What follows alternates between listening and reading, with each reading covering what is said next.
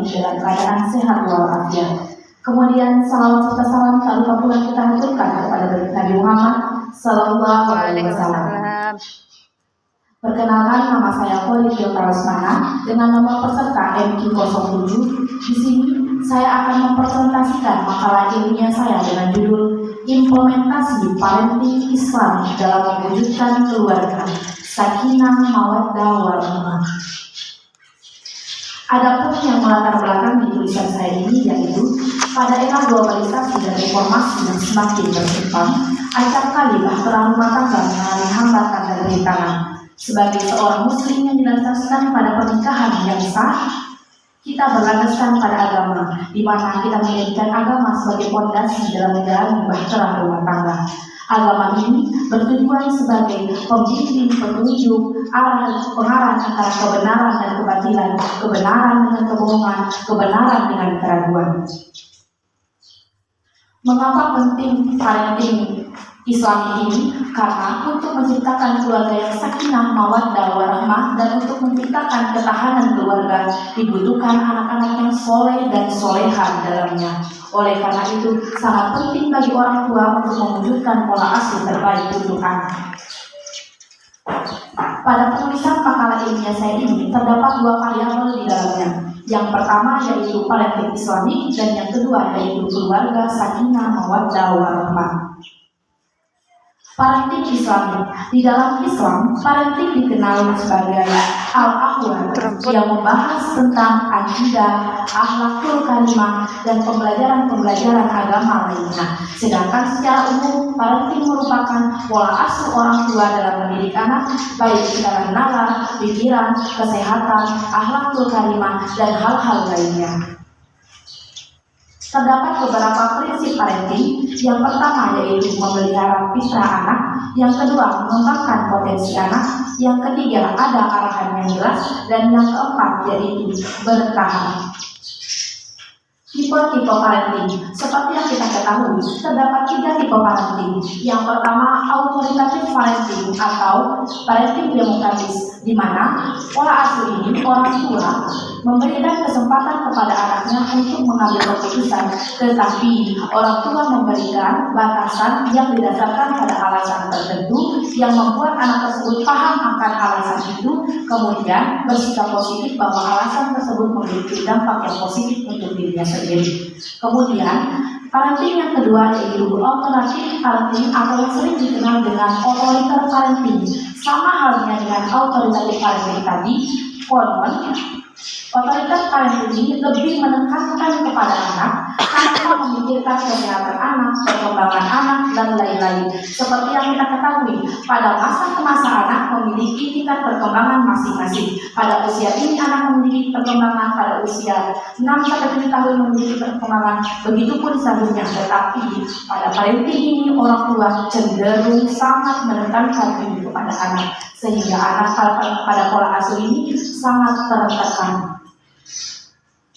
Parenting yang ketiga yaitu permisif parenting, di mana pada permisif parenting ini orang tua sangat tidak peduli, membebaskan anaknya mengambil keputusan sendiri, kurang ikut-campur, sehingga pada permisif parenting ini sangat sekali anak itu merasa tidak ada jiwa kedisiplinan di dalamnya karena tidak ada dasar dari orang tua. Selanjutnya yaitu keluarga sakinah, mawaddah, warahmah.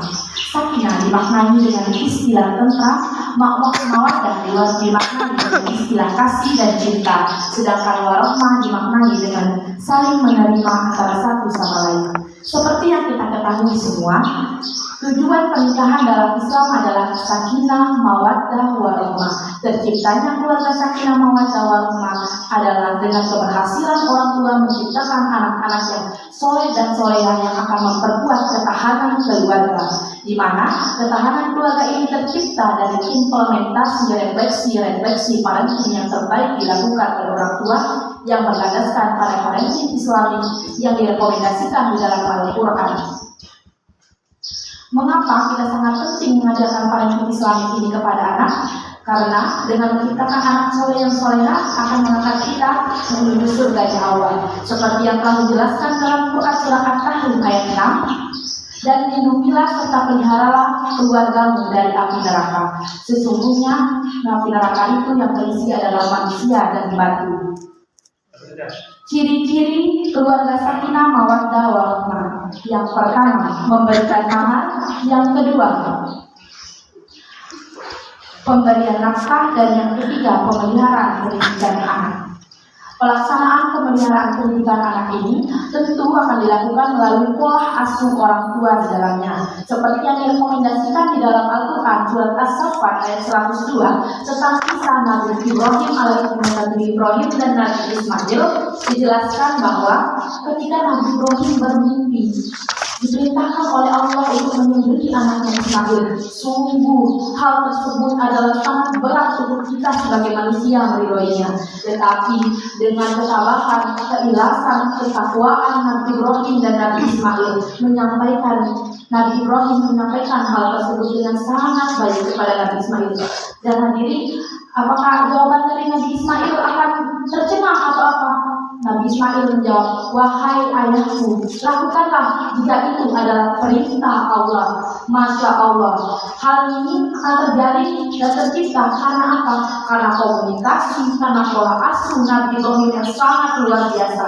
Sehingga dengan komunikasi izin menceritakan tentang mimpinya kepada Nabi Ismail dengan sangat lembut, dengan penuh ketakwaan, didasarkan oleh agama, menyerahkan segala urusan ini adalah perintah Allah. Segala kehidupan kita dunia beracu pada perintahnya Allah.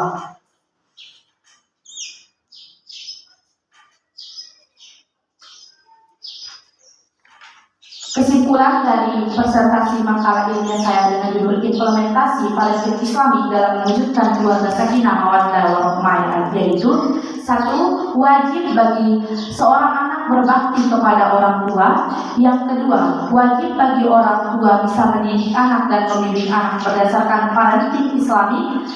Yang ketiga, yaitu tipe parenting yang dicontohkan oleh Al-Quran sesuai dengan kisah Nabi Ibrahim dan Nabi Ismail, yaitu parenting demokrasi atau parenting fakultatif parenting.